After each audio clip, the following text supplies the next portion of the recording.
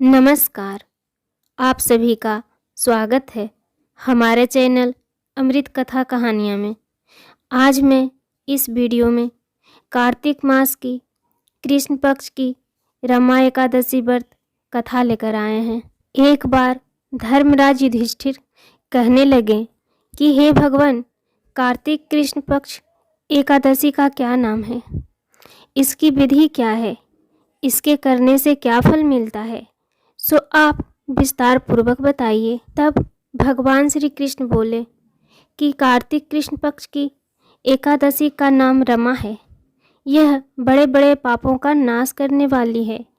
इसका महत्म्य मैं तुमसे कहता हूँ, ध्यान पूर्वक सुनो। हे राजन, प्राचीन काल में मुचकुंद नाम का एक राजा था। उसकी इंद्र के साथ मित्रता थी और साथ ही यम, कुबेर, वरुण और विभीषण भी उसके मित्र थे। यह राजा बड़ा धर्मात्मा, विष्णु भक्त और न्याय के साथ राज करता था। उस राजा की एक बहुत ही सुंदर कन्या थी जिसका नाम चंद्रभामा था। चंद्रभामा का विवाह चंद्रसेन के पुत्र शोभन के साथ हुआ था। एक समय वह शोभन ससुराल आया। उन्हीं दिनों जल्द ही पुण्यदायिनी एकादशी यानी रमा एकादशी भी आने वाली थी।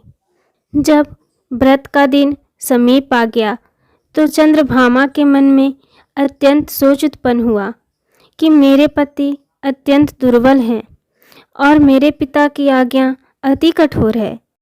10वीं तिथि को राजा ने ढोल बजवाकर सारे राज्य में यह घोषणा करवा दी कि एकादशी को भोजन नहीं करना चाहिए। नगर में कोई भी भोजन नहीं करेगा। ढोल की घोषणा सुनते ही शोभन को अत्यंत चिंता हुई और अपनी पत्नी से कहा कि हे प्रिय, अब क्या करना चाहिए? मैं किसी प्रकार भी भूख सहन नहीं कर सकूंगा। ऐसा उपाय बतलाओ कि जिससे मेरे प्राण बच सकें, अन्यथा मेरे प्राण अवश्य चले जाएंगे।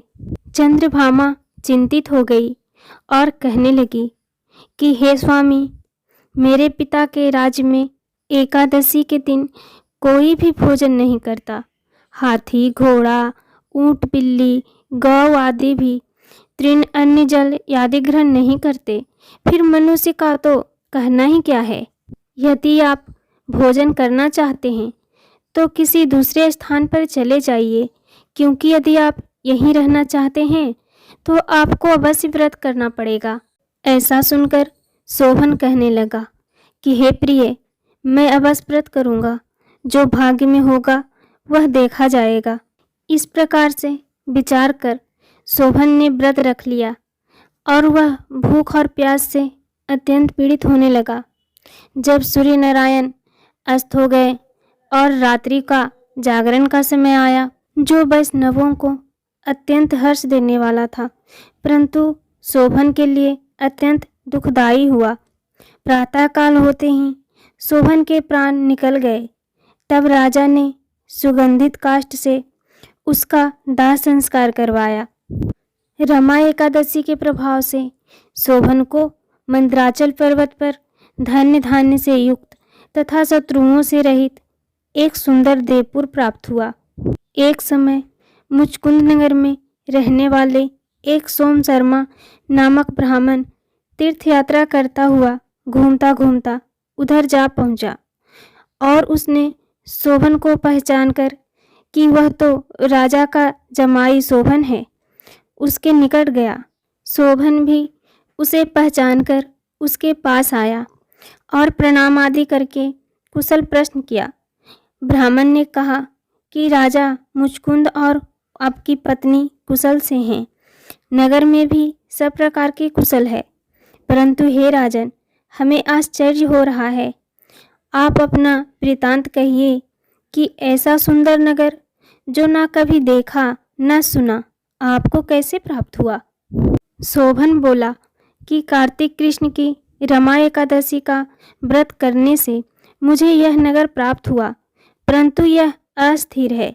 यह स्थिर हो जाए ऐसा उपाय कीजिए। ब्राह्मण कहने लगा कि हे राजन, यह स्थिर क्यों नहीं है और कैसे स्थिर हो सकता है? फिर मैं अवश्य में वह उपाय करूँगा। मेरी इस बात को मिथ्या ना समझिए। शोभन ने कहा कि मैंने इस व्रत को श्रद्धा रहित होकर किया है, अतः यह सब कुछ अस्थिर है। यदि आप मुचकुंद की कन्या चंद्रभामा को यह सब वृतांत कहें तो यह स्थिर हो सकता है। यह सुनकर उस श्रेष्ठ ब्राह्मण अपने नगर लौटकर चंद्रभामा से सब वृतांत कह सुनाया। ब्राह्मण के वचन सुनकर चंद्रभामा बड़ी प्रसन्नता से ब्राह्मण से कहने लगी कि हे ब्राह्मण, ये सब बातें आपने प्रत्यक्ष देखी है या स्वप्न की बातें कर रहे हैं? ब्राह्मण कहने लगे कि हे पुत्री, मैंने महावन में तुम्हारे पति को प्रत्यक्ष देखा है, साथ ही किसी से विजय ना हो ऐसा देवताओं के नगर के समान उनका नगर भी देखा है। उन्होंने यह भी कहा कि यह स्थिर नहीं है। जिस प्रकार वह स्थिर रह सके सो उपाय करना चाहिए। चंद्रभामा कहने लगी, हे विप्र, तुम मुझे वहाँ ले चलो। मुझे पतिदेव के दर्शन की तीव्र लालसा है। मैं अपने किए हुए पुण्य से उस नगर को स्थिर बना दूंगी। आप ऐसा कार्य कीजिए जिससे उनका हमारा संयोग हो, क्योंकि वियोगी को मिला देना महान पुण्य है। सोम शर्मा यह बात सुनकर चंद्रभामा को लेकर मंदराचल पर्वत के समीप वामदेव ऋषि के आश्रम गया। वामदेव जी ने सारी बात सुनकर वेद मंत्रों का उच्चारण से चंद्रभामा का अभिषेक कर दिया। तब ऋषि के मंत्र के प्रभाव और एकादशी के व्रत से चंद्रभामा का शरीर दिव्य हो गया और वह दिव्य गति को प्राप्त हुई। इसके बाद बड़ी प्रसन्नता के साथ अपने पति के निकट गई। अपनी प्रिय पत्नी को देखकर शोभन अति प्रसन्न हुआ। चंद्रभामा कहने लगी कि हे प्राणनाथ, आप मेरे पुण्य को ग्रहण कीजिए। अपने पिता के घर जब मैं 8 वर्ष की थी तब से विधि पूर्वक एकादशी के व्रत को श्रद्धा पूर्वक करती आ रही हूँ। इस पुण्य के प्रताप से आपका यह नगर स्थिर हो जाएगा तथा समस्त कर्मों से युक्त होकर प्रलय के अंत तक रहेगा। इस प्रकार चंद्रभामा ने दिव्य आभूषणों और वस्त्रों से सुसज्जित होकर अपने पति के साथ रहने लगी। हे राजन, यह मैंने रमा एकादशी का महात्म्य कहा है। जो मनुष्य इस व्रत को करते हैं उनके ब्रह्म हत्यादि समस्त पाप नष्ट हो जाते हैं। कृष्ण पक्ष और शुक्ल पक्ष दोनों की एकादशी समान है। इनमें कोई भेदभाव नहीं है। दोनों समान फल देती है। जो मनुष्य इस महात्म्य को पढ़ते अथवा सुनते हैं और दूसरों को सुनाते हैं वे समस्त पापों से छूटकर विष्णु लोक को प्राप्त होते हैं। श्री हरि विष्णु की जय। अगर आपको यह कथा पसंद आए तो वीडियो को लाइक कीजिए और आपने अभी तक हमारे चैनल को सब्सक्राइब नहीं किया है तो सब्सक्राइब जरूर कर लीजिए और अपने विचार हमें कमेंट बॉक्स में कमेंट करके ज़रूर बताइए। धन्यवाद।